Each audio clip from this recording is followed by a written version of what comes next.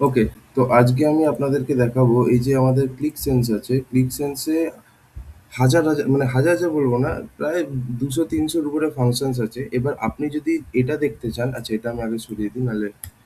হ্যাঁ, আপনি যদি সবকটা ফাংশনস দেখতে চান যে ক্লিক সেন্সে কত কি ফাংশনস আছে আর সেগুলো নিয়ে যদি পড়তে চান, তাহলে আপনাকে কি করতে হবে, সবার আগে এই যে হেল্প, এই কোয়েশ্চেন মার্ক সাইনটা দেখছেন, এখানে ক্লিক করুন, দিয়ে হেল্পে যান।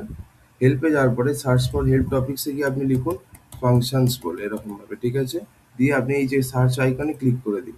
দেখুন যেই ক্লিক করলেন এখানে আপনাদের এরকম চলে এসছে, working with regular expression in load script and chart, using function, system functions, counter function. এবার আপনি যে টাইপের ফাংশনের উপরে পড়তে চান, তো জাস্ট সেই টাইপের ফাংশনের উপরে ক্লিক করে দিন। যেমন ধরুন আমি ডেট অ্যান্ড টাইমের উপরে পড়তে চাই, আমি ডেট অ্যান্ড টাইম ফাংশনসের উপরে ক্লিক করে দিলাম। দিয়ে আপনি যত নিচে যাবেন আপনি বিভিন্ন রকমের টাইমের এক্সপ্রেশন বা ফাংশনগুলো দেখতে পাবেন, যেখান থেকে আপনি শিখতে পারবেন নাও, টুডে, লোকাল টাইম, অথবা আদার ডেট ফাংশন, এরকম প্রচুর আছে, ঠিক আছে?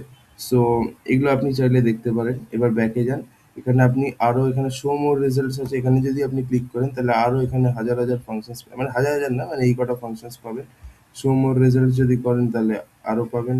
এরকম ভাবে যত শো মোর রেজাল্টস করবেন তত পাবেন, ঠিক আছে? তো এখানে অনেক আছে, বাট আমাদের এত কিছুর দরকার নেই, ওকে? তো কিছু জেড টেস্টেরও ফাংশনস হয়, ঠিক আছে? জেড টেস্টেরও কিছু স্ট্যাটিস্টিক্যাল ফাংশন যেমন এগুলো আছে, ঠিক আছে? এগুলো যখন ওয়েটেড টু কলম টেস্ট এগুলো আছে।